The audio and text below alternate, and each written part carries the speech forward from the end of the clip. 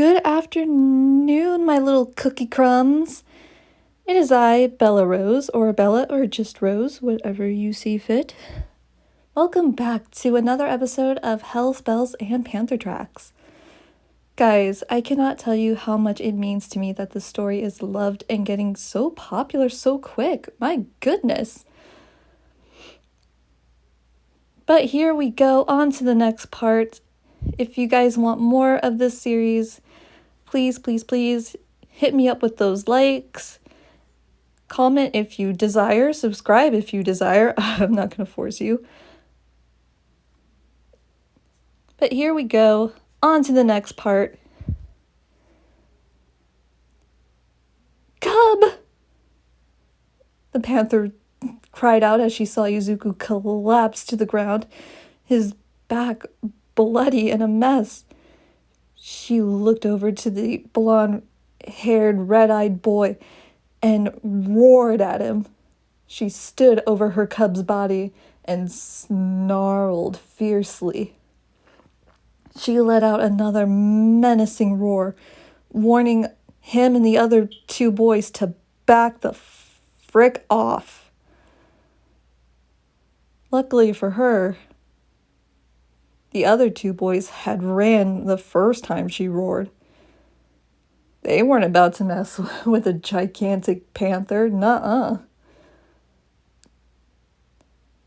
She looked to the blonde boy and stared into his eyes, daring him to make another move. Her claws came out, and she was still baring her large, pearly white teeth. Luckily, he got the hint, and he took off. "Smart boy," he said. The panther turned around and looked at her cub. "Oh, cub." She tried everything to wake him up, and when he woke up, he looked so small and so weak. The injury was bad. Really, really bad. Of course, the blonde boy had turned Izuku around and placed his hand on his back and set off an explosion that was quite big and damaging. She couldn't lose her cub, not like this. She scooped him up onto her back and she bolted for their hollow. She knew how to deal with the injuries, having been through a few of them with him over the years. But she never dealt with something like this. She didn't know how. All she knew is that she needed to get back to her hollow. When she got there, she snarled again. She picked up another scent, a scent that wasn't there before. "Who dares enter my hollow without my permission?" she snarled. "Reveal yourself." Suddenly, a tall man dressed in all black, with a gray scarf around his neck, long black hair poked out from the trees. "Easy. We don't mean any harm." "Who's we?" she growled. "Ah, yes. Hello there. Am I a dog? Am I a bear? Am I a rat? I can for certainly say I am Principal Netsu of UA. UA. That school at the edge of the forest? Ah, yes, you know the school. Of course, my cub talks about going there and being a hero. Why am I talking to you? I have other urgent matters to attend." "Ah, yes, your cub, the one on your back. He looks gravely injured. Please, allow us to heal him." "Why should I trust you? You and that human." "You can't trust us, and we understand," the man said. He crouched down, looking at the panther at her eye level. "You've been out here for so long. You and him, you have no reason to trust other humans, especially if he's been hurt by them. And if you've been hurt by them. We just want to heal him, and we just want to talk. After all, you've been living in the part of our forest that's on our grounds. Your grounds? This hollow is my territory. Mine and my cubs. You are the ones trespassing. Ah, but my dear, I own bits and pieces. In fact, I almost own this entire forest. What? No, this is our home. You're the ones trespassing. Leave. She snarled again. She was getting antsy.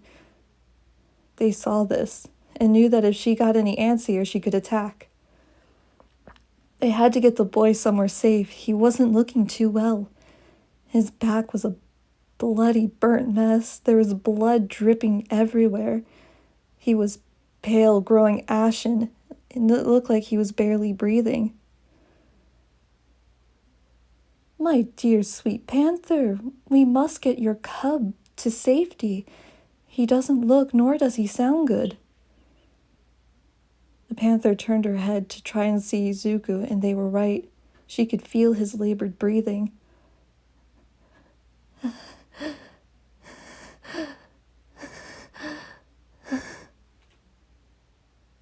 Cub. Fine. Take us to your healer. But if you hurt him further, we won't. You just need to trust us, at least as much as you can. I, Pro Hero, Eraserhead, also known as Shoto Aizawa, promise you that we will take care of your cub. Fine. Lead on, and hurry. And the group bolted off. Some of the students that were at the school heading to the dorms were kind of terrified to see a giant black cat with an injured boy on her back roaming around. But not roaming. The panther had a look in her eye.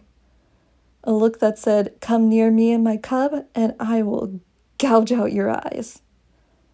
The students knew enough to stay back and let the pro hero and their principal through along with the panther. They weren't going to mess with her. They reached the infirmary and went inside. "Chio," Nezu sang, "we have a patient for you." Dear me, who are you bringing to me now? These students need to be more... Oh my. Hello there, dear. Would you mind setting the boy onto a bed? Shota, please help her. Yes, Chio. I'll be gentle, I promise, he said to the panther. She reluctantly trusted him and allowed him to take her cub off of her back. Aizawa, with a lot of gentleness, laid Izuku onto the bed on his stomach. Chio shooed them away, stating that she needed the room to be as sterile as possible. This burn was severe, and she needed to do surgery, if at all possible. A skin graft, maybe, if she couldn't heal him.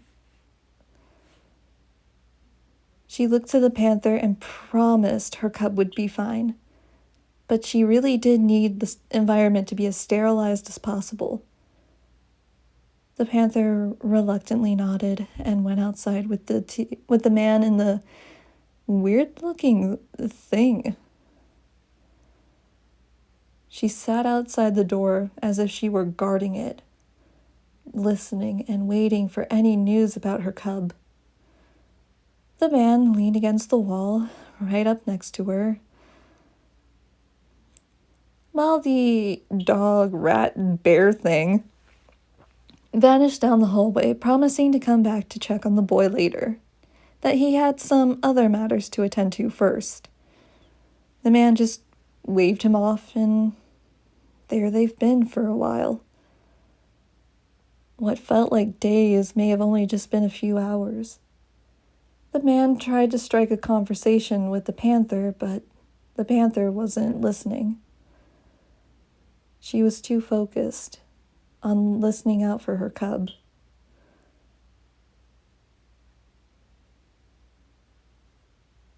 The panther snapped out of her thoughts when she heard a voice calling to her.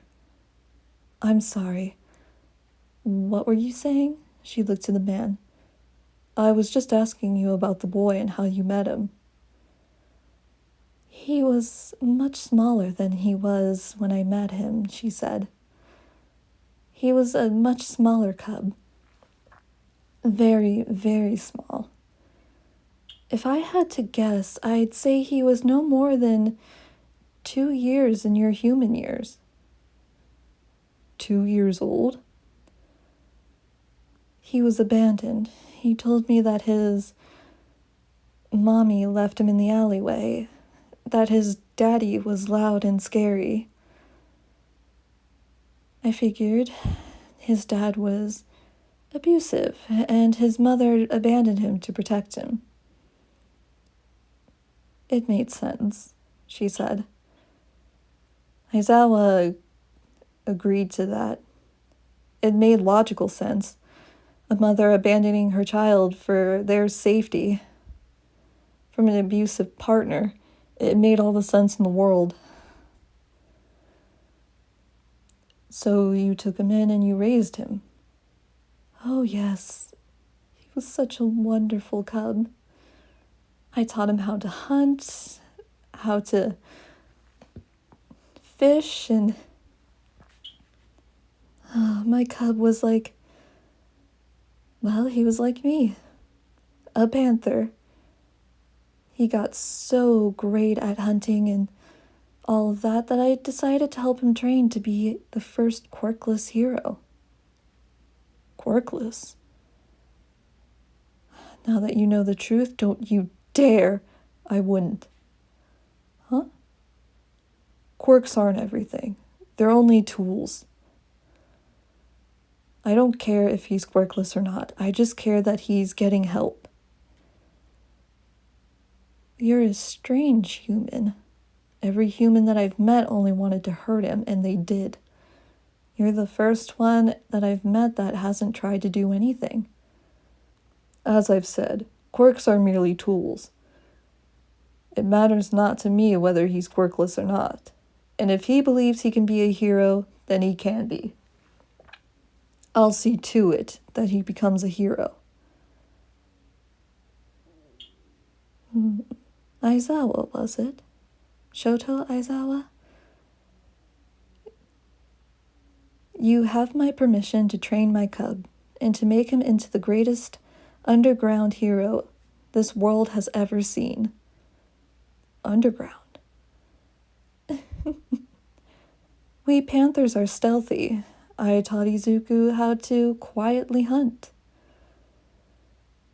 He has the makings of an underground hero, and he thinks being an underground with his quirkless status would be better for him than being a limelight or even a twilight hero."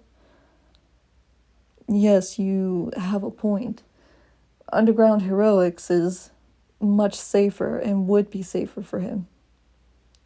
I'll still train him either way.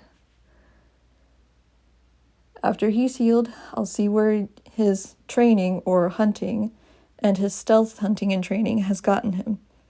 Once I assess that, we can begin." "Right. I just hope your healer can..." "I trust Chio. She's one of our best." The panther nodded and went quiet again. Soon, the sign above the door clicked off and dinged, signaling that Chio had finally finished. The panther jumped up onto all 4 paws and waited anxiously for the door to open. "All right, dears. You can come in now.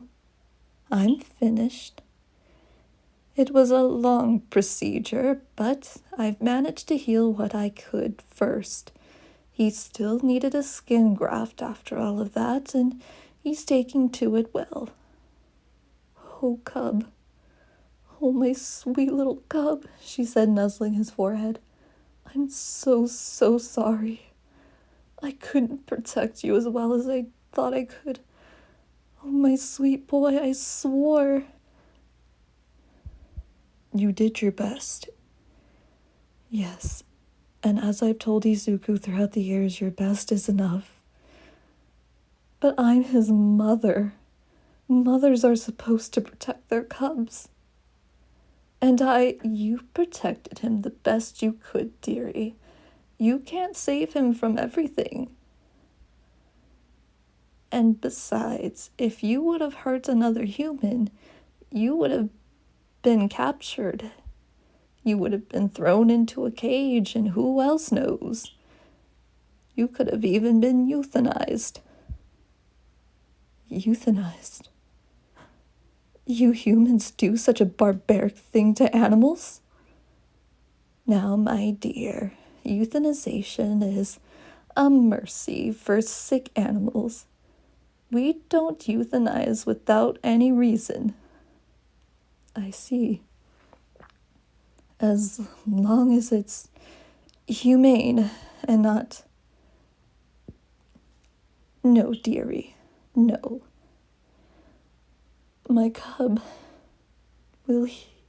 you said he's going to be fine, dear. That thing on his face, though, the thing that's covering his nose and his mouth, it's an oxygen mask. He'll have it for a little bit until his oxygen levels stabilize. His breathing was quite the mess when he came here. I see. Thank you. Healer, thank you. Call me Chio, dear. Now then, I'll check on him later. Let him rest. Once he has more stamina, I'll heal him the rest of the way, and I'll make sure that skin graft scars over nicely. She said with a bow, and then she left. The panther bowed her head, still feeling guilty. She knew that the human was right, but still she couldn't help. She shook her head and lay down.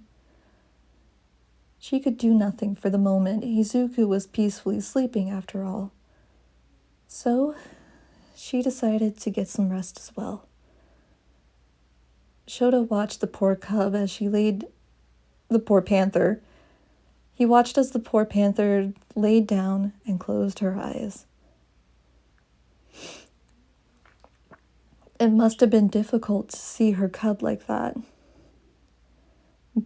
Both injured and now in this state.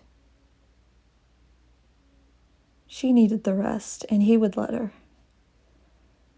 And he would be here when the cub woke up, eventually.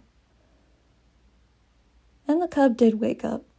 A few hours later, Aizawa was scrolling on his phone when he heard movement from the bed. He sat up further in his chair and leaned forward. The boy had opened his eyes and looked at him. Go back to sleep. Everything's all right. You're not supposed to be awake yet.